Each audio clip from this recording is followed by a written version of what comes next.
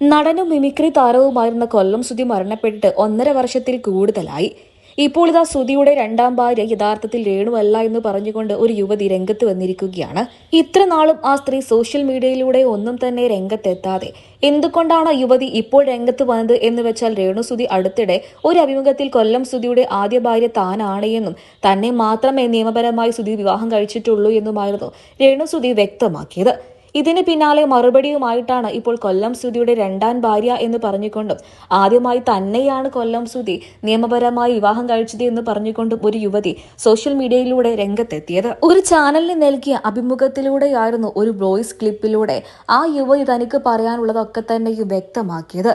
ആ വ്യക്തിയുടെ മുഖം ഇതുവരെയായിട്ടും പുറത്തു വന്നിട്ടില്ല എന്നുണ്ടെങ്കിൽ പോലും ആ സ്ത്രീയുടെ വാക്കുകൾ സോഷ്യൽ മീഡിയയിലൂടെ ആരാധകർ ഏറ്റെടുത്തു കഴിഞ്ഞു. ഇപ്പോൾ ഏത് വിശ്വസിക്കണം എന്നറിയാത്ത ഒരവസ്ഥയിലാണ് ആരാധകർ എന്ന് പറഞ്ഞേ മതിയാകൂ. കാരണം രേണു പറഞ്ഞത് കൊല്ലം സുധിയുടെ ആദ്യത്തെ ഭാര്യ കൊല്ലം സുധി ഉപേക്ഷിച്ച് മറ്റൊരു വിവാഹബന്ധത്തിലേക്ക് പോവുകയായിരുന്നുവെന്നും കൊല്ലം സുധിച്ചേട്ടൻ മരിക്കുന്നതിന്റെ 2 വർഷം മുൻപായിരുന്നു ആ സ്ത്രീ ആത്മഹത്യ ചെയ്ത് മരണപ്പെട്ടത് എന്നുമാണ്. കൊല്ലം സുധി രേണു എന്ന് പറയുന്ന തന്നെ മാത്രമാണ് നിയമപരമായി വിവാഹം കഴിച്ചത് എന്നും രേണു കൂട്ടിച്ചേർത്തിരുന്നു. എന്നാൽ അങ്ങനെയല്ല സത്യം എന്നാണ് ഇപ്പോൾ ഈ രംഗത്ത് വരുന്ന സ്ത്രീ പറയുന്നത്.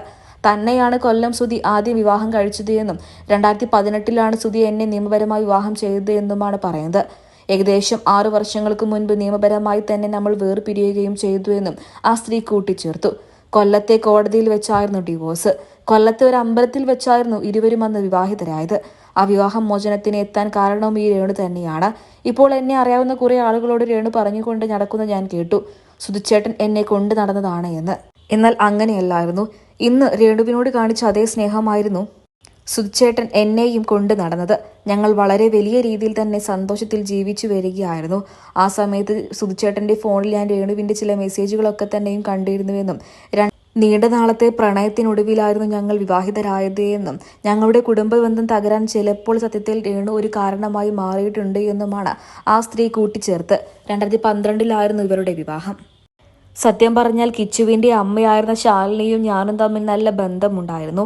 ഫോണിൽ വിളിക്കുകയും സംസാരിക്കുകയും ഒക്കെ ചെയ്തിരുന്നു. മാത്രമല്ല രേണുസുധി അടുത്തൊരു ചാനൽ വന്ന് പറഞ്ഞ പല കാര്യങ്ങളും കള്ളത്തരങ്ങളാണ് എന്നും ആ യുവതി കൂട്ടിച്ചേർത്തു.